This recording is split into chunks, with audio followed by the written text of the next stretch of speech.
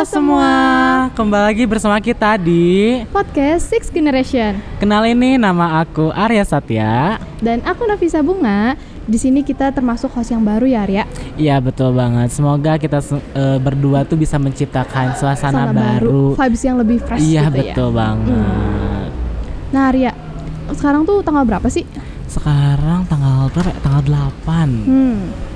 Kalau nggak salah ya, tanggal 8 berarti liburan kita tuh sebentar lagi dong. Iya. Ih, sedih banget. Kayak kurang gitu ya liburan sekolahnya, padahal udah 3 minggu loh. Ya aduh, kita karena sibuk ke sekolah terus gitu kan. Bener. Nah Arya, aku kepo nih, kamu kegiatan kalau lagi liburan sekolah tuh apa sih? Aku kalau misalkan lagi liburan selama ini kan karena sibuk OSIS gitu kan. Kalau misalkan apa sih ada waktu luang, biasanya sih aku nonton drakor. Drakor? Iya, aku nonton drakor. Kamu tuh serius nonton drakor? Iya, karena kan masa sih nggak boleh sih cowok nonton drakor gitu kan. Dan biasanya aku tuh nonton drakor di Netflix. Wis, berkelas ya nontonnya iya di dong. Netflix. Kalau kamu nih sendiri gimana nih? Kalau aku sih liburan sama sih, aku sibuk organisasi karena kan mau demo ekskul ya. Arya, tadi kan kamu menontonnya di Netflix nih. Iya. Aku jadi salfok sama film yang aku tonton karena judulnya itu menarik banget. Wah, apa tuh? Judul apa tuh? Judulnya itu adalah Pulau Plastik. Kamu tahu filmnya?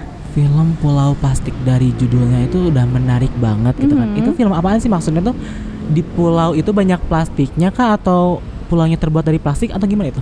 Nah, karena kamu kepo dan mungkin teman-teman semua juga kepo, apa sih film Pulau Plastik itu? Mending kita langsung sapa aja nih narasumber yang kebetulan termasuk ke dalam komunitas yang ikut terlibat dalam film Pulau Plastik ini. Kita sapa aja Arya. Ayo. Halo Teh. Halo Teteh. Apa kabar nih Teh? Baik, alhamdulillah. Kalian apa kabar? Alhamdulillah, kita juga baik ya. Iya. Meskipun agak sedih ya, tadi katanya liburannya udah mudahan ya. Mau Iya, betul, Teh. udahan. Iya, sedih banget. Boleh dong Teh perkenalin nama Teteh gitu, nama lengkap Teteh, alamat rumah Teteh, Waduh. Instagram Teteh boleh gitu kan. Oke, sip. Halo semuanya, aku Sarah Rauzana. Aku tinggalnya kebetulan di Kauliaan nih, ada anak Bandung Timur, ada Bandung Timur. Wow. Terus tapi aku kebetulan sekarang lagi stay-nya di Jakarta juga karena kerjaan di sana. Instagram aku @sarahrauzana. Jangan lupa di-follow ya Iya, teman-teman. sama @iddkp juga kebetulan itu nama kantornya. Nah, tadi jadi salah satu organisasi yang disebut sama tetehnya nih yang terlibat di Pulau Plastik. Itu. Berarti gerakan Indonesia diet kantong plastik ya Teh. Betul. Nah, ternyata nih Arya, Teh Sarah ini bukan cuman aktif di organisasi loh, tapi Teteh juga pernah dapetin penghargaan, yaitu The Most Outstanding Deputy Local Director IAAS Indonesia 2017-2018. Keren banget gak sih? Wah, keren banget sih Tetehnya, ya ampun Teh, udah cantik, keren. Amin. Bucin aja nih Arya. Enak, masih anak-anak SMA gitu kan. Iya sih, masih masa-masanya bucin Iya, gitu ya. betul. Nah Teh, tadi kan Arya kepo nih sama film Pulau Plastik. Boleh dong Teh secara singkat jelaskan apa sih film Pulau Plastik itu? Oke, mungkin aku izin kenalin juga ya GDKP itu apa. Jadi Iya, boleh. sebenarnya GDKP sendiri kita bukan komunitas gitu. Emang awalnya tuh kita bentuknya gerakan. Jadi GDKP itu udah dari 2013, dimana kita memang awalnya itu bukan ada kita dari awal niatin nih mau bikin organisasi khusus kayak gitu, tapi memang awalnya itu gerakan dimana ada dari masyarakat pengen ada, udah mulai aware nih kalau misalkan plastik sekali pakai itu berbahaya gitu, sampai akhirnya individu-individu ataupun organisasi yang punya visi yang sama gitu barengan bikin gerakan diet plastik, kantong plastik waktu itu ya. Terus sampai akhirnya waktu itu ada petisi naik namanya Pay for Plastic. Jadi petisi online gitu, dia di laman change.org. Jadi mungkin teman-teman ada yang tahu kalau change.org itu kayak semacam platform petisi online, jadi masyarakat pada boleh gitu ya kalau misalkan mereka mau bikin petisi. Nah, waktu itu Direktur Eksekutif GDKP Katiza Mafira ngangkat petisi Pay for Plastic yang mana minta nih ke pemerintah supaya kantong kresek ini jangan dikasih secara cuma-cuma gitu, karena waktu itu kantong kresek banyak banget, maksudnya kan kita dikasihnya gratis, jadi orang-orang kayak ya udah deh dapat gitu, terus-terusan pakai plastik, tapi kan dampaknya itu sebenarnya berbahaya banget gitu. Dan waktu itu sebenarnya Katiza karena tinggal di Jakarta paling kerasa ya kalau di Jakarta misalkan musim hujan gitu ya. Ibu kota musim hujan penduduknya padat gitu ya. waktu itu karena musim hujan, curah hujannya juga tinggi, banyak sampah dan akhirnya banjir juga gitu. Dan waktu itu masyarakat banyak yang bisa dibilang protesnya gitu ya, kayak ini kok pemerintah nggak bersihin gorong-gorongnya bersih banget sih, masih banjir gitu kan. Tapi waktu itu Kak Tiza dan teman-teman melihat ini sebenarnya bukan permasalahan di situ, tapi kenapa nggak kita tangani dari awal, yaitu dengan menekan konsumsi plastiknya itu sendiri gitu. Sampai akhirnya ya ada petisi Perva Plastik, ditandatangani lebih dari 60.000 orang waktu itu gitu. Jadi di situ kan kelihatannya masyarakat sebenarnya udah pada aware, udah pada peduli. Iya, jadi kayak mereka mau kok gitu untuk mengurangi penggunaan plastik. Waktu itu kresek gitu, dan akhirnya direspon positif juga sama pemerintah pusat, Kementerian Lingkungan Hidup dan Kehutanan. Dan ada uji coba kantong plastik tidak gratis di 25 daerah selama 6 bulan dan berhasil mengurangi kantong plastik sebesar 55% gitu. Jadi dari situ karena kita ngelihatnya oke, ini masyarakat udah oke, pemerintah juga udah oke gitu, berarti kan kita harus take it serius nih. Jadi nggak bisa, mungkin kalau gerakan kan takutnya ada yang punya kesibukan sendiri-sendiri gitu kan, dan nggak dijadikan prioritas lah gitu. Yang mana sebenarnya kita harus memanfaatkan momentum ini nih supaya benar-benar bisa menyelamatkan bumi dari plastik sekali pakai. Sampai akhirnya dibikinlah GDKP. Jadi kita ini non-profit organizations, lembaga non-profit berbadan hukum, bentuknya again perkumpulan gitu, dan kita visinya ini mewujudkan Indonesia terbebas dari plastik sekali pakai kayak gitu. Nah dari situ kita ada 3 pendekatan gitu, ada advokasi, ada kerjasama, dan ada edukasi. Jadi kita pengen ngerangkul semua pihak gitu yang bisa kita ajak kerjasama supaya visi kita nih untuk menyelamatkan bumi kita dari plastik sekali pakai ini bisa terwujud kayak gitu. Nah tadi sorry pertanyaannya apa? Boleh deskripsiin sedikit tentang film Pulau Plastik. Oke. Nah waktu itu kebetulan aku agak lupa, kayak tahun 2018-2019 gitu ya. Kebetulan kan karena memang di Indonesia sendiri NGO atau organisasi itu banyak banget ya, dan yang udah mulai aware untuk menangani isu plastik sekali pakai itu banyak. 3 diantaranya adalah GDKP, Ekoton, dan juga Pulau Plastik. Jadi Pulau Plastik sebenarnya kayak nama organisasi juga, biasanya di Bali gitu. Jadi waktu itu karena kita melihat permasalahan plastik ini masih urgent nih, padahal dari gerakan kita sendiri udah lama banget, udah 10 tahun gitu ya, dan pemerintah sebenarnya udah mulai maju juga nih, udah ada peraturan dan segala macam, tapi kok masih ada ini ya, masih belum tertangani secara maksimal gitu kan. Jadi kita ngelihatnya oke, gimana nih cara mengedukasi masyarakat, karena mungkin masyarakat beda-beda juga ya. Mungkin Teteh senangnya baca buku gitu, jadi mungkin lebih senangnya jurnal gitu, tapi mungkin akangnya ini lebih sukanya nonton gitu. Makanya siapa tahu banyak yang kayak akangnya, akhirnya dibikin Pulau Plastik itu film dokumenter. Di situ karena memang udah, kalau misalkan sesama organisasi itu udah saling kenal biasanya, sampai akhirnya came up with idea, oke deh kita bikin film dokumenter Pulau Plastik, yang mana ini kita berasal dari fokus yang berbeda-beda gitu. Ada kayak Kak Tiza mewakili GDKP kan, dia latar belakangnya lawyer, environmental lawyer. Terus ada Mas Prigi di situ dari Ekoton, peneliti latar belakangnya, dan ada Bli Robi. Nah ini bintangnya gitu di Pulau Plastik yang paling sering muncul, Bli Robi ya. Bli Robi pada dasarnya musisi gitu, musisi anak band juga, yang mana dia memang fokus juga di isu plastik dengan teman-teman Pulau Plastik kayak gitu sih. Jadi memang awalnya ini juga jadi salah satu bentuk kolaborasi juga antar organisasi, supaya ini kita yuk bareng-bareng gimana caranya, kayak another level lah ini, ngajakin dan mengedukasi masyarakat juga terkait krisis plastik sekali pakai yang ada di sekitar kita gitu, khususnya di Indonesia. Gitu. Nah Kak, kan aku tuh udah nonton film Pulau Plastik tuh dari awal sampai akhir gitu.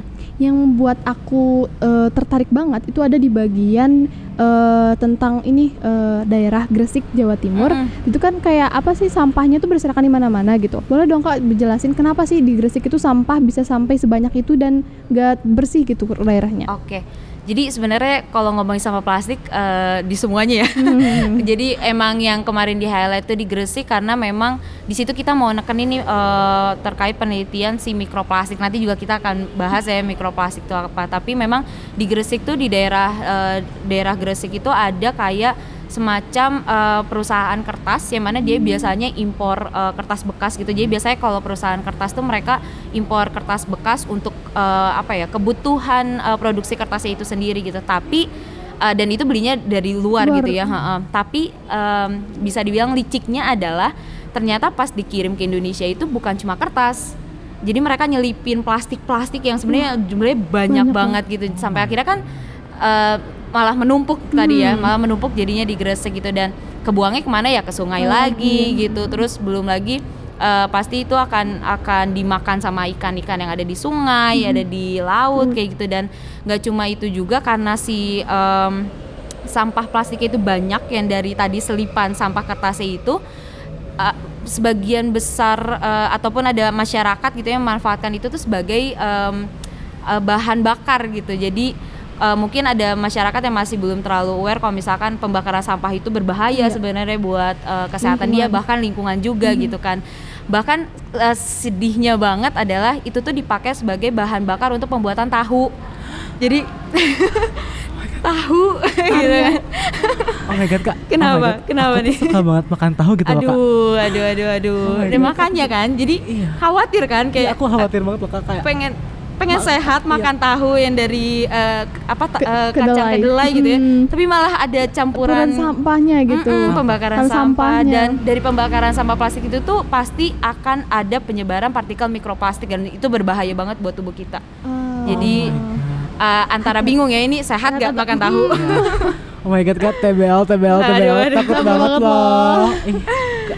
Oh my god, itu tuh kan berarti sampahnya itu dibakar dengan tahu. Itu tuh pasti kan kalau misalkan plastik dibakar, itu pasti ngeluarin asap hitam-hitam. Betul. Nah, itu tuh pasti beracun dong ke tahunya. Pasti. Itu masih sehat gak sih si tahunya itu gitu?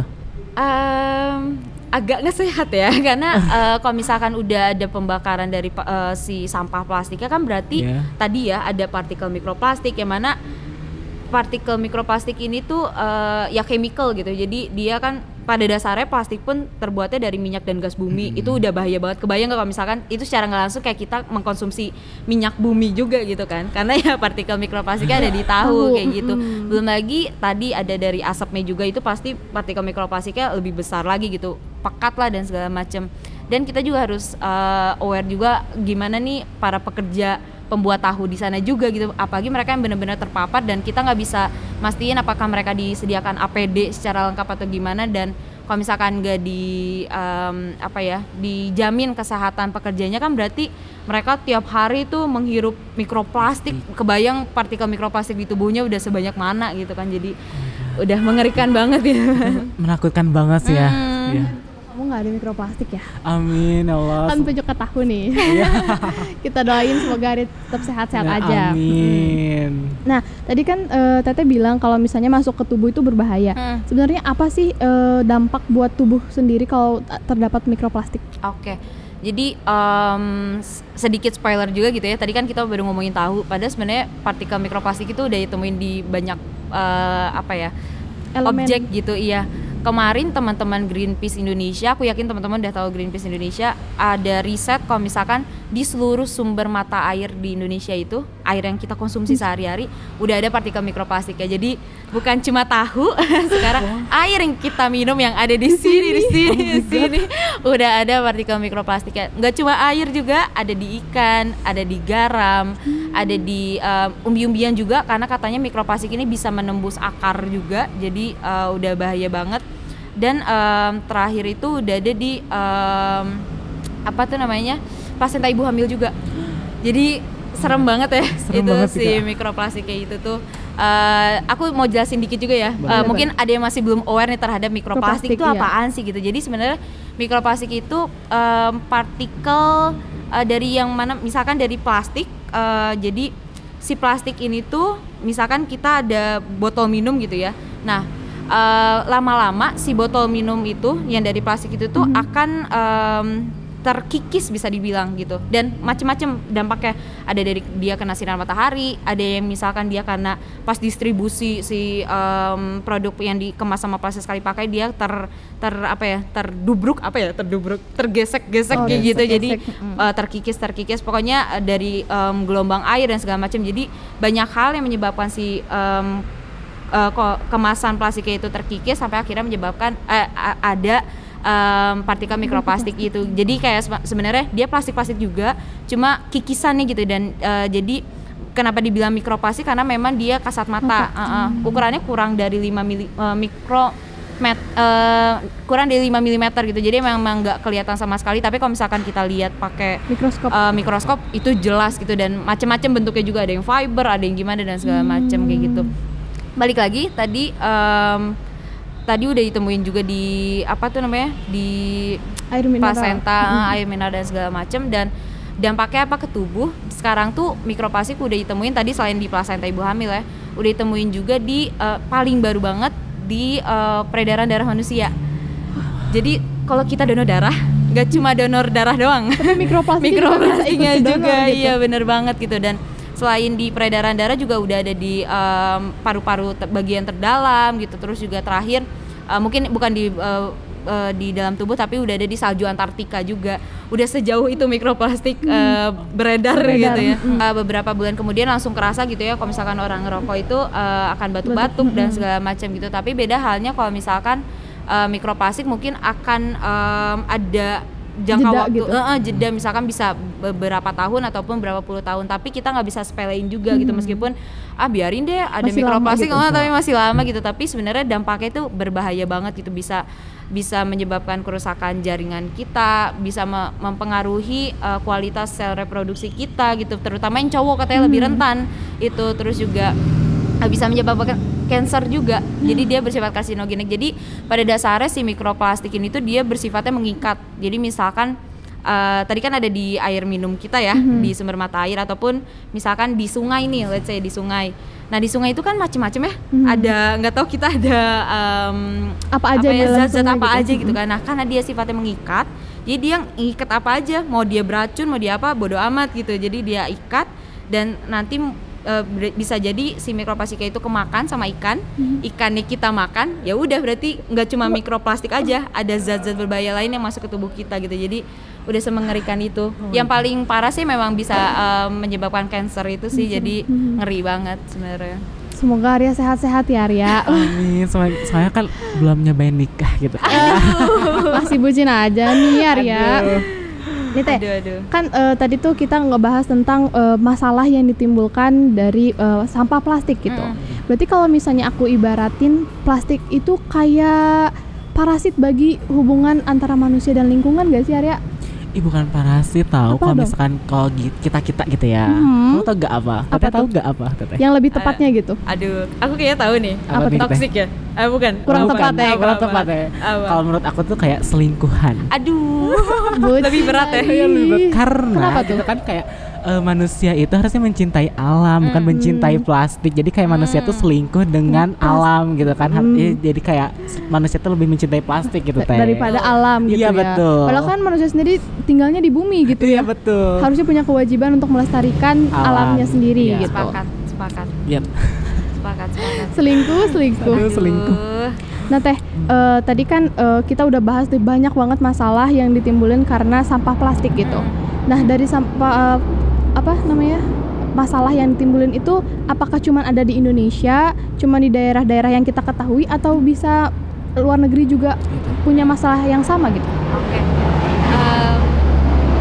Sebenarnya nggak cuma Indonesia ya, meskipun memang paling berdampak itu negara berkembang, karena kalau misalkan ngomongin secara umum gitu, negara berkembang tuh jadi sasaran empuk buat perusahaan apapun gitu ya, maksudnya FMCG, food, fast moving consumer goods, kayak mereka nargetin negara berkembang ini untuk produk-produk sachet mereka, dan sachet itu mengerikan banget, dia nggak bisa didaur ulang dan segala macam. Itu juga jadi sumber mikroplastik yang cukup besar juga gitu. Nah tapi nggak cuma negara berkembang, negara maju pun mereka masih struggle untuk gimana nih caranya menyelamatkan negara mereka sendiri gitu ya, untuk terbebas dari dampak plastik sekali pakai itu. Makanya sekarang kemarin banget bulan Maret, 2 Maret kalau nggak salah, di Nairobi ada UNEA, UN Environmental Assembly. Jadi seluruh negara-negara anggota PBB atau UN itu mereka memiliki kesepakatan baru namanya Global Plastic Treaty. Jadi di situ mereka seluruh negara-negara yang ikut meeting itu gitu ya, sepakat untuk menyelesaikan nih permasalahan plastik sekali pakai di negaranya masing-masing, dengan memang yang paling ditekankan adalah bukan ngomongin sampahnya lagi, tapi gimana caranya supaya seluruh negara ini bisa mendorong produsen-produsen yang ada di negara mereka masing-masing untuk nggak lagi memproduksi produk yang menggunakan kemasan plastik sekali pakai gitu. Jadi memang ini bukan cuma isu di Indonesia, bukan cuma isu negara berkembang, tapi memang isu global. Makanya ada si perjanjian tadi Global Plastic Treaty, yang mana semoga nih semua negara yang memang ikutan itu komitmen ya untuk bisa mengurangi penggunaan plastik sekali pakai kayak gitu sih. Wah, berarti nggak cuma di Indonesia ya, bahkan di dunia itu punya permasalahan yang sama, yaitu masalah sampah plastik. Gitu kan. Dan mungkin aku sedikit nambahin, meskipun ini isu global, sadly adalah Indonesia ini peringkat kedua, juara kedua, tapi juara kedua penyumbang sampah plastik terbesar. Jadi sedih banget sih kita sebagai warga negara Indonesia gitu ya. Kan. Dan aku juga nih ya pernah baca artikel gitu, kalau misalkan pernah ada tuh paus terdampar gara-gara makan sampah plastik gitu, dan di perutnya tuh banyak banget plastik gitu kan, miris banget ya. Ngeliatnya kayak kasian. Hewan yang nggak bersalah gitu ya, dia kesakiti sama sampah yang kita buang ke laut. Betul. Gitu. Padahal mereka sama sekali nggak pakai plastik sekali pakai, tapi mereka yang kena dampaknya gitu kan. Iya benar banget sih. Nah, ngomongin tadi tentang sampah, berarti kan sampah itu apa yang kita hasilkan gitu ya, apa yang kita buat gitu. Dan akhirnya sampah itu sendiri yang menjadi masalah untuk kita semua gitu. Berarti nih Arya, ini tuh menjadi bukti yang konkret tentang satu peribahasa yang sering kita dengar dari kecil. Tahu nggak satu peribahasa itu apa? Peribahasa, aku nggak pernah dengar peribahasa sih. Soalnya kan aku dari SD, SMP, SMA kayak anak IPA nih aku nih. Si paling IPA gitu. Aduh. Mungkin tetehnya pernah dengar peribahasanya teh. Apa ya, aku juga nggak tahu lagi. Nah, aku kasih tahu nih ya. Boleh. Peribahasanya itu adalah apa yang kita tanam maka itu yang kita tuai. Aduh, mantap. Nah teman-teman, tadi kan kita udah dengar nih kalau si Arya itu jadi takut buat makan tahu sama seafood, bener gak Arya? Iya betul, takut banget, kayak oh my god, TBL kayak di dalam tubuh aku tuh berarti banyak banget mikroplastik. Aduh, takut kenapa-napa gitu ya. Iya. Nah berarti kan Arya itu tuh adalah satu masalah gitu ya. Iya, masalah betul. Plastik gitu, masalah yang ditimbulkan akibat dari sampah plastik. Nah kalau menurut aku nih, kalau setiap ada masalah itu pasti ada solusi, setuju gak Arya? Menurut aku sih nggak setuju ya, karena kan setiap permasalahan itu ada yang nggak ada bisa diselesaikan, nggak ada solusinya gitu kan. Apa tuh masalahnya? Ya ampun, kamu nggak tahu aja gitu. Kalau misalkan cinta bertepuk sebelah tangan, bener gak teman-teman semua? Dasar nih masih bucin ya teman-teman, sampai segmen 2 juga. Oh iya, aduh. Kalau kamu punya masalah cinta bertepuk sebelah tangan nih, saran aku kamu tinggal move on aja. Move on. Ini kan di sebelah kita. Oh iya bener, Nafisa kamu, aduh, kita tuh kayak udah ada kakaknya yang cantik gitu ya. Bisa langsung nomor HP ya? Aduh. Nah gitu kan nanti dia nomor kegeeran Kak. Aduh boleh dong Kak, aduh. Nah back to topic nih. Oh ya, back to topic. Nah Kak, berarti kan tadi masalah plastik itu sangat urgent gitu. Sangat berbahaya buat manusia gitu. Dan kita nih sebagai anak SMA tentunya ada gak sih Kak upaya yang bisa kita lakuin, yang bisa kita terapin dalam kehidupan sehari-hari? Tentunya banyak banget sih. Maksudnya karena sekarang kita difasilitasi sama banyak hal, anak muda juga, aku juga anak muda ya. Anak-anak muda juga idenya luar biasa dan kemauannya tinggi juga gitu, dan memang banyak survei juga yang bilang kalau misalkan Gen Z kayak gitu tuh mereka udah aware banget, terutama dalam masalah plastik sekali pakai gitu. Jadi memang kemarin juga kebetulan GDKP habis ada survei juga gitu, apa sih yang Gen Z ingin lakukan gitu. Salah satunya adalah merubah pola hidup, atau biasa kita taunya sustainable lifestyle gitu. Jadi sustainable lifestyle. Itu tuh apa itu Kak ya? Aku baru pernah denger sih. Sekarang ya masih aku baru denger loh Kak. Jadi sustainable lifestyle tuh gimana caranya perilaku kita sehari-hari itu bisa benar-benar berkelanjutan. Maksudnya dalam artian tidak ada dampak buruk terhadap lingkungan, terus juga tapi di satu sisi tetap kita tetap menjaga juga kesehatan kitanya juga gitu. Jadi sustainable lifestyle juga sebenarnya macam-macam bentuknya, dan ini sebenarnya sejalan dengan solusi untuk menyelesaikan permasalahan plastik sekali pakai yang lagi digencar sama GDKP. Jadi GDKP sekarang lagi came up with solutions reuse revolution gitu, atau revolusi guna ulang, yang mana sebenarnya itu berkaitan erat sama sustainable lifestyle gitu. Karena kalau misalkan kita ngomongin sustainable lifestyle kan berarti gimana caranya kita sehari-hari nih barang-barang yang kita konsumsi sehari-hari tidak menyakiti hewan maupun lingkungan yang kita tinggali saat ini gitu ya. Caranya macem-macem gitu. Yang pertama misalkan nih, kalau kantong kresek kira-kira gantinya apa? Kantong kresek. Ayo, kuis mendadak nih. Aku tahu tote bag, iya benar. Tote bag kan pasti pada punya banyak banget kan dari dulu. Kayaknya Arya ada 10 ya? Kayaknya lebih deh. Itu biasanya dipakai mama gitu kan. Nah itu iya bener. Siapa tuh kan nganterin mama gitu kan belanja ke pasar. Nah habis itu kita misalnya bisa kayak kalau aku biasanya ya yang ngajakin ke teman-teman adalah coba deh kita list barang-barang yang biasa kita pakai sehari-hari gitu. Kira-kira apa aja sih dari barang itu segitu banyak gitu ya yang bisa menimbulkan peningkatan timbulan sampah plastik sekali pakai gitu. Karena macam-macam, nggak cuma ngomongin kantong kresek, nggak cuma kita ngomongin sedotan plastik gitu kan, tapi juga barang-barang yang benar-benar kita pakai sehari-hari, misalkan kayak sikat gigi juga kan sebenarnya yang kita pakai mungkin umumnya adalah yang gagangnya masih dari plastik gitu kan. Jadi kita mungkin bisa beralih ke yang lebih ramah lingkungan, misalkan yang dari bambu dan segala macam. Nah kalau misalkan balik lagi, kalau misalkan ngomongin sustainable lifestyle juga ada 2 cara sebenarnya. Yang pertama adalah guna ulang, tadi kayak mengganti yang kantong plastik jadi tote bag. Terus juga kalau sedotan mungkin ada tim kokop biasanya sebutannya. Jadi tim kokop tuh kalau minum ya udah nggak usah pakai sedotan, langsung aja di glek gitu ya. Ataupun tim stainless gitu, biasanya kan ada sedotan stainless sekarang, ataupun sedotan bambu. Terus lagi yang guna ulang lainnya misalkan nih styrofoam. Nah styrofoam juga jadi salah satu yang gak bisa didaur ulang tuh, makanya itu mesti kita tangani juga ya. Kalau styrofoam biasanya kan buat wadah makanan ya, biasanya berarti diganti apa tuh kalau styrofoam? Ayo. Apa ya? Tempat bekal. Betul, tempat bekal kayak gitu. Jadi dan itu kan kita udah punya ya sebenarnya kan, yang ada di lemari, punya mama biasanya kalau hilang dimarahin lagi. Iya, pulang sekolah bukan ditanyain kondisi anaknya, tapi mana Tupperware-nya. Aduh. Pokoknya lunchbox-nya mana gitu kan. Itu pasti punya kayak botol plastik kita ganti sama kayak botol minum guna ulang kayak gitu. Jadi itu guna ulang yang mana banyak banget kan bentukannya. Atau kalau misalkan nggak guna ulang, kita bisa beralih ke yang lebih ramah lingkungan kayak tadi sikat gigi yang masih gagangnya plastik diganti sama yang gagangnya udah bambu nih, biar kita bisa kompos setelahnya kayak gitu. Terus juga misalkan apalagi ya cotton bud gitu, mungkin ada yang masih pakai. Pokoknya banyak macem yang sebenarnya itu terbuat dari plastik gitu ya. Dan makanya tadi aku ngajakin nih kira-kira yang suka teman-teman pakai sehari-hari itu apa aja gitu. Jadi nanti ganti sama yang lebih ramah lingkungan ataupun yang bisa digunakan berulang kembali gitu. Dan mungkin yang terakhir adalah tadi selain yang pertama guna ulang, terus kedua beralih ke yang lebih ramah lingkungan, yang ketiga adalah kita harus bertanggung jawab terhadap sampah kita gitu. Kalau misalkan kita menghasilkan sampah, misalkan udah diganti nih sama yang sedotan bambu ataupun misalkan tadi sikat gigi bambu, tapi kalau misalkan kita ujung-ujungnya nggak pilah sampahnya, nggak kita kelola dengan baik kan sama aja bohong ya, nanti menumpuknya TPA lagi di TPS lagi gitu.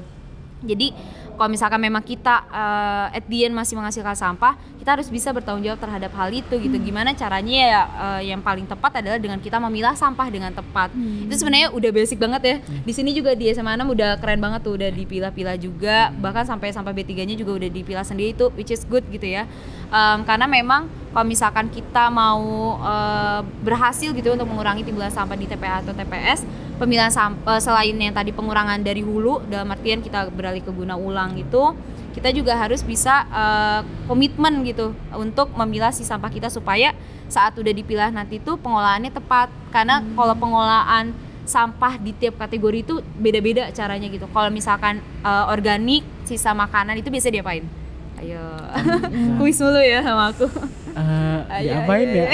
Dijadiin pupuk? Yes, dijadiin pupuk dan macem-macem gitu ya. Ada bisa di keranjang takakura, ada mungkin ditimbun aja gitu, maksudnya di lahan kosong gitu. Dan biasanya kalau takakura atau dijadiin pupuk kompos atau pupuk ya nabati gitu kan bisa buat tanaman di rumah ya. Kalau nggak salah kan ibu-ibu sekarang pada suka bercocok tanam gitu ya. Masa pandemi. Betul. Nah terus kalau misalkan memang kita masih ada jenis kategori sampah lainnya ya, misalkan kayak plastik atau kertas, itu kan bisa dijual kembali. Dan yang paling penting adalah kita harus juga memilah kayak tadi sampah B3 sama sampah elektronik, karena mereka harus lewat pengolahan yang berbeda. Dan kalau misalkan ditangani secara tepat itu bisa berdampak buruk juga terhadap kualitas udara, air ataupun tanah yang ada di sekitar si sampahnya itu, yang kalau misalkan mereka nggak terkelola. Bahkan kalau misalkan kita udah ngomongin sampah elektronik gitu ya, yang nggak kita sadari mungkin kita sering buang, entah itu bekas kabel, pokoknya ya, terutama gitu. Terutama yang ada baterai juga, itu tuh bisa meledak. Jadi harus hati-hati banget. Mungkin nggak kita yang kena ya, tapi mungkin petugas kebersihan yang kena gitu. Jadi bisa dibilang dengan kita beralih ke sustainable lifestyle ini, selain kita berterima kasih dalam artian kepada bumi kita gitu, kepada hewan-hewan juga, tapi kita juga sebenarnya itu jadi salah satu cara kita untuk tetap menjaga keselamatan sesama manusia juga, kayak gitu sih. Betul sih. Nah Kak, tadi aku tuh jadi salfok nih. Kakak kan tadi bilang kalau misalnya kita kayak bawa tempat minum, bawa bekal gitu kan, tempat makan sendiri. Tapi kan kita sebagai anak SMA gitu kan, suka jajan nih kayak apalagi yang berplastik-plastik kayak batagor, cilok gitu kan. Kakak tau es ceket? Apaan tuh? Es ceket tuh jadi kayak apa ya, minuman es ceket gitu dipegang gitu. Yang bisa dapat sensasinya itu kalau pakai plastiknya gak? Iya betul banget, kayak sensasinya itu kayak sampai tetesan terakhir gitu ya. Betul. Aduh. Gitu kan. Nah kalau kayak gitu Kak, berarti biar mahasiswa SMA tuh biar gak ada kebiasaan itu lagi gitu. Nah kalau ngomongin tentang SMA nih, Kakak sendiri kalau semasa sekolah gitu. Aku masih SMA juga Kak. Masih SMA Kak. Semasa sekolah Kakak juga sama kayak kita nggak sih, suka jajan kayak gitu pakai plastik gitu? Iya. Jadi memang aku tuh baru banget dapat exposure tentang si isu plastik ini tuh pas kuliah gitu. Jadi memang pas SMA sedihnya adalah belum terlalu banyak informasi terkait dampak bahaya dari plastik sekali pakai gitu. Makanya aku seneng banget nih teman-teman udah ada inisiatif juga ya untuk ngomongin ini, supaya teman-teman SMA lainnya ataupun bahkan gak cuma tingkat SMA ya, bisa semua orang gitu teredukasi dengan hal ini gitu. Jadi memang kalau dulu ada khilafnya gitu ya, kayak karena belum tahu oke ternyata seberbahaya ini, karena dulu mindsetnya adalah yang penting buang sampah pada tempatnya deh, udah kayak gitu kan. Yang penting bayar iuran sampah dan lain-lain gitu. Padahal sebenarnya lebih dari itu gitu. Makanya ini juga mumpung akhirnya aku tersadarkan gitu, kayak kadang ya Allah maafin ya dulu. Jadi merasa berdosa juga kepada bumi kita juga gitu. Jadi yang pasti sih as long as kita sekarang udah tahu gitu ya, yang baik itu seperti apa gitu, baik untuk bumi kita maupun kesehatan kita juga, ya udah yuk bareng-bareng kita berubah gitu. Karena aku pun sampai akhirnya bisa insya Allah gitu ya, masih mencoba untuk komitmen dan konsisten untuk nggak pakai plastik sekali pakai itu, karena lingkungan juga mendukung gitu. Kayak teman-teman kadang suka ngingetin jangan pakai ini, atau ngingetin bawa tote bag, terus bawa wadah makanan, tumbler dan lain-lain gitu. Jadi memang salah satu kunci supaya sukses untuk bisa menerapkan sustainable lifestyle tadi adalah gimana caranya kita juga bikin ekosistem yang mendukung juga gitu, baik di keluarga ataupun teman-teman juga, kayak gitu sih. Dan memang nggak apa-apa sih, maksudnya kalau misalkan yang dulu-dulu mau gimana lagi gitu karena kan. kita juga belum tahu gitu dampaknya apa gitu. Betul gitu. Dan mungkin tadi menjawab yang kayak gimana nih caranya supaya kebiasaan itu tuh bisa berubah gitu ya tadi, karena nikmat banget makan pakai plastik gitu. Kayak aku juga kalau misalnya nostalgia pasti ingetnya yang momen itu gitu ya. Tapi kita juga karena udah dapat banyak informasi baik dampak dari plastik sekali pakai ini tuh, mungkin saat kita mau minum nih yang tadi dari sedotan sama ada kantong plastik beningnya itu ya, kita harus mesti inget, satu serapan ini berapa banyak mikroplastik ya tuh kita gitu. Jadi kayak gitu kan. Ditambah mungkin kita juga mesti mulai ini juga sih, kayak cari-cari tahu. Sebenarnya gini sih, kalau menurutku ya, gimana salah satu kunci supaya kita selain tadi ada ekosistem yang mendukung gitu ya, kita juga harus benar-benar understand the issue gitu. Jadi kita benar-benar memahami isunya apa, karena mungkin ada orang yang nggak terlalu aware terhadap mikroplastik, terus juga mungkin ada orang yang mikir semua jenis plastik itu bisa didaur ulang. Padahal sebenarnya enggak gitu, kayak sedotan itu tuh nggak bisa didaur ulang. Plastik bening yang biasa buat minuman tadi juga nggak bisa didaur ulang gitu. Jadi berarti kan ngarahnya itu ya ada penumpukan sampah di TPA atau TPS. Mending kalau langsung ke TPA gitu, kalau misalkan mengotori lingkungan kita kan lebih sedih lagi gitu ya. Jadi itu sih kalau menurutku yang penting adalah selain tadi kita bikin ekosistem bareng-bareng, kita juga mesti bareng-bareng memahami lebih dalam lagi gitu apa sih dampak dari permasalahan plastik sekali pakai, dan apa dampaknya kalau misalkan kita tidak merubah kebiasaan untuk mengkonsumsi plastik sekali pakai itu gitu. Berarti serem banget ya Arya, berarti kita harus ngerubah nih kebiasaan kita kalau jajan tuh pakai plastik gitu. Nah teman-teman juga nih, bukan cuma kita nih yang harus ngerubah kebiasaan gitu, tapi teman-teman yang lagi ngedengerin podcast ini juga harus merubah kebiasaan kalian untuk tidak menggunakan plastik pada gitu saat jajan-jajan gitu ya. Betul gitu kan. Kalian bisa mengubah plastik itu menjadi, kalau misalkan kalian beli minuman, kalian bisa membawa tumbler sendiri gitu kan. Atau mungkin aku boleh nambahin dikit gak? Boleh dong, Jadi kebetulan nih sekarang kan bulan Juli. Kalau misalkan secara global kita tuh ada semacam global movement namanya Plastic Free July. Jadi bulan Juli terbebas dari plastik sekali pakai. Nah, kalian bisa banget untuk join Plastic Free July Challenge. Jadi di situ tuh nanti kalian bisa kayak daftarin nama kalian, email dan segala macam. Nanti kalian kayak bisa milih gitu. Oke, kita nantang nih diri sendiri supaya bisa mengurangi plastik sekali pakai at least di bulan Juli gitu. Nanti daftar di situ, nanti tuh kayak kalian akan dikirimin email sebagai kayak reminder, terus dikasih tips juga gimana nih caranya mengurangi penggunaan plastik sekali pakai gitu. Jadi dan itu tuh ada levelnya gitu, misalkan ada easy, medium, high kayak gitu-gitu. Jadi kalian bisa gitu pilih, ya? kalian bisa game. Jadi apa ya, di bawahnya tuh fun gitu sih. Tapi secara nggak langsung meskipun dikiranya ini kayak challenge buat rame-ramean, sebenarnya secara nggak langsung juga kita menyelamatkan bumi sih. Jadi itu bisa banget buat dilakuin sama teman-teman SMA, terutama Gen Z gitu ya. Betul. Nah berarti teman-teman jangan lupa ya, coba tadi challenge yang Plastic Free July gitu. Nah tadi kamu tertarik banget gak sih sama komunitas atau maaf gerakan Indonesia diet kantong plastik gitu. Programnya tuh kayak keren gitu ya. Ya keren banget sih, apalagi kita sebagai generasi muda gitu kan ya, biar masa depan kita tuh cerah gitu kan, biar nggak banyak sampah lagi.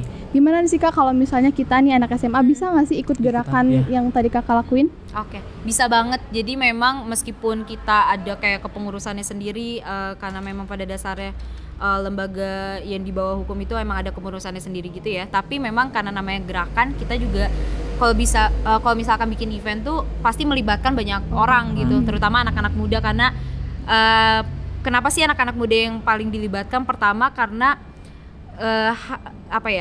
hak untuk mendapatkan lingkungan yang layak itu yang terancam adalah anak-anak muda gitu kan. Kalau misalkan anak-anak mudanya tidak melakukan apa-apa kan sebenarnya yang terancam adalah hak mereka juga, lingkungan mereka juga gitu. Jadi makanya kita juga banyak untuk melibatkan anak-anak muda. Sebenarnya GDKP ada kayak semacam program gitu tahunan namanya Enviro Challenge. Jadi kita biasanya dulu zaman belum pandemi gitu ya, kita datang ini ke sekolah satu-satu di Bali, Jabodetabek sama di Bandung juga, sampai Cimahi juga sih. Wah, jadi SMA mana masuk nih Kak?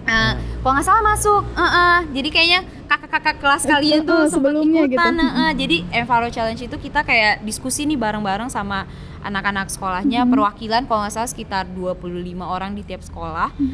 Kita diskusi bareng apa sih permasalahan plastik sekali pakai yang ada di masing-masing sekolah, karena pasti beda-beda ya. Bahkan kayak ada teman-teman di Pulau Pramuka juga, di Kepulauan Seribu, pokoknya pada antusias, dan setiap sekolah tuh programnya beda-beda gitu karena again permasalahannya beda-beda. Dan nanti mereka kayak menganalisis nih permasalahan plastik sekali pakai yang di sekolah mereka tuh apa aja, terus kira-kira pihak mana aja sih yang bisa dilibatkan gitu. Jadi nggak cuma anak-anaknya doang, tapi juga sama guru-gurunya, sama petugas kantinnya juga, petugas kebersihan dan lain-lain. Pokoknya seluruh stakeholders di sekolah dilibatin, dan mereka sendiri yang merancang kira-kira program yang paling tepat tuh apa sih untuk mengatasi permasalahan itu gitu. Jadi memang hal itu tuh Enviro Challenge ini tuh lebih ke gimana sih anak muda supaya bisa lebih kritis melihat permasalahan plastik sekali pakai yang di sekolah mereka, dan mereka sendiri yang came up with idea apa yang bisa mereka lakukan kayak gitu. Dan selain itu juga pasti banyak banget yang bisa dilakukan yang bisa teman-teman ikutin juga selain Enviro Challenge di program GDKP. Kita juga ada pawai bebas plastik, itu barengan sama organisasi seluruh Indonesia, itu teman-teman bisa ikutan juga gitu. Macem-macem sebenarnya, kalau misalkan pun teman-teman ada inisiatif gitu ya, pengen bikin program ini tuh program A atau program B misalkan, dan mengajakin GDKP juga boleh banget gitu. Jadi kita sangat-sangat terbuka, apalagi kita senang banget kalau misalkan memang idenya itu berasalnya dari anak-anak mudanya itu sih gitu. Jadi karena berarti udah secara nggak langsung udah pada aware banget nih terhadap isu plastik sekali pakai ini. Jadi banyak banget cara untuk bisa gabung sama GDKP, bisa stay tune aja sosial medianya. Wih, boleh tahu dong Kak nama sosial media ada gitu apa? GDKP @IDDKP. @IDDKP. Iya. Nah teman-teman jangan lupa ya kalian follow Instagramnya IDDKP supaya kalian juga bisa nih ikutan program atau gerakan yang diadakan ya. Iya, Karena tadi tuh menarik banget supaya kita juga lebih aware tentang permasalahan sampah plastik.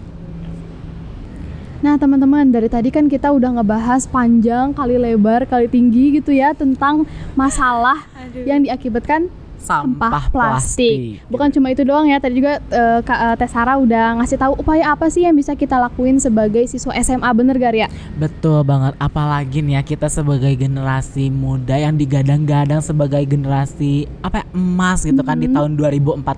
Harusnya tuh kita tuh mewariskan emas, bukan mewariskan sampah plastik. Bener banget. Iya kan gitu. BTW nih ya Kak, ngomong-ngomong tentang generasi emas gitu kan, apalagi ya sebagai kita anak muda, aku tuh pernah baca artikel gitu kan, kalau nggak salah tuh di tahun 2005 tuh pernah terjadi ledakan sampah di Lewi Gajah gitu kan. Itu kan aku tuh belum lahir gitu ya Kak, gitu kan, karena itu tuh terjadi di bulan Februari. Aku lahir tahun 2005 tuh di bulan Januari. Itu masih 1 bulan. Kayak masih masih bayi lucu gitu loh Kak aku tuh gitu kan. Kamu udah lahir, kalau aku belum sama sekali. Masih ada di perut. Masih di perut. Aku juga belum lahir kok. Serius Kak? Serius Kak.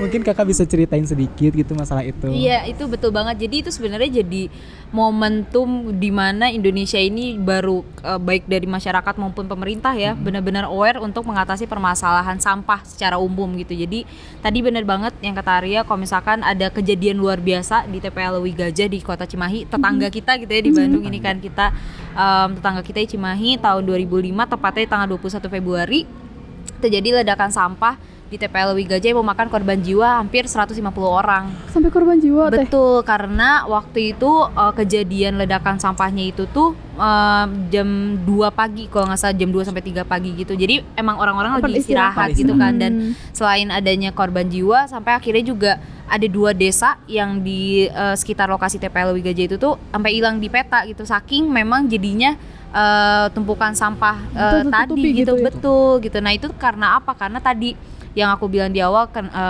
tadi ada 3 langkah ya sustainable lifestyle gitu. Yang terakhir adalah gimana caranya kita bertanggung jawab dalam sampai hasil sisa konsumsi. Ya betul. Yang mana salah satunya adalah dengan pemilahan sampah. Tadi kenapa terjadi ledakan sampah itu selain karena memang ada curahan hujan yang cukup tinggi pada saat itu gitu ya. Itu juga disebabkan karena tidak adanya pemilahan sampah yang secara tepat di skala rumah tangga, dalam artian di rumah-rumah kita gitu. Jadi karena sampahnya tercampur gitu ya, sampah organik, anorganik, sampah B3, elektronik dan segala macamnya, belum lagi kena ada curah hujan yang tinggi, jadi mereka jadi lembab juga. Dan kalau misalkan sampah itu kan berarti karena macam-macam ya, tadi sisa makanan, plastik. Kalau misalkan ada pait-paitnya sampah elektronik, tadi berbahaya banget, apalagi yang ada baterainya gitu kan, ada potensi meledak juga. Nah dari situ karena tidak ada penanganan atau semacam regulasi yang cukup kuat juga saat itu terkait pemilahan sampah, ya akhirnya menumpuk TPA dan akhirnya meledak tuh sampah-sampah tadi macem-macem ya, dan kemungkinan besar adalah tadi adanya gas metana yang dihasilkan dari sampah plastik juga sebenarnya kayak gitu. Jadi mengerikan banget sampai akhirnya pun karena ini bisa dibilang kejadian luar biasa yang menjadi pengingat kita nih untuk jangan lagi deh nyepelein permasalahan sampah gitu, karena mungkin masih ada orang yang kayak ngapain sih, kadang aku pribadi gitu ya, aku kan kerjanya memang di NGO ini tuh orang mengaitkannya adalah dengan sampah plastik gitu. Banyak yang masih ngeremehin, ngapain sih ngurusin sampah gitu kerjaannya gitu, padahal sebenarnya ya mungkin kita nggak merasakan dampaknya langsung gitu ya, kayak kita yang mungkin saat itu 2005 lalu cuma mikir oke, yang penting kita udah buang sampah pada tempatnya, kita udah membayar petugas kebersihan, that's it gitu. Kita yang penting sampahnya akhirnya di TPA aja, tapi mungkin ya dampaknya nggak kita rasakan, yang dirasakan orang lain itu yang 150 korban jiwa itu gitu. Jadi memang makanya tadi aku sempat bilang kalau misalkan ngomongin sampah itu bukan cuma ngomongin masalah lingkungan, masalah kesehatan, tapi juga ini ada permasalahan yang menyangkut manusianya juga gitu. Tadi ada apakah keselamatan para pekerja itu terjamin gitu, dan apalagi sekarang udah benar-benar ada kejadian yang memakan korban jiwa gitu. Jadi mengerikan banget, dan dari situ akhirnya ada sebagai peringatan gitu ya, biar semua orang tetap aware kalau misalkan kita mesti bareng-bareng nih menangani permasalahan sampah ini, terutama sampah plastik. Ada peringatan setiap tanggal 21 Februari namanya Hari Peduli Sampah Nasional atau HPSN gitu. Jadi di situ biasanya kita bareng-bareng bikin event ataupun bikin program sebagai pengingat lagi kalau misalkan sampah ini kita harus menanggapinya secara serius gitu, nggak boleh main-main lagi sih gitu. Oh serem banget ya, aku baru dengar nih kalau masalah plastik itu bisa sampai ngehasilin korban jiwa. Ya kayak TBL takut banget loh. Mengerikan sekali. Bisa sampai makan korban jiwa loh itu. Iya betul banget. Nah tadi kan Arya singgung nih kalau kita itu adalah generasi yang digadang-gadang bakal jadi generasi emas gitu. Betul. Nah dari kakak sendiri nih, ada nggak sih harapan atau pesan gitu buat kita semua supaya nanti kita nggak ngewarisin sampah ke anak-anak atau cucu kita nanti gitu? Oke.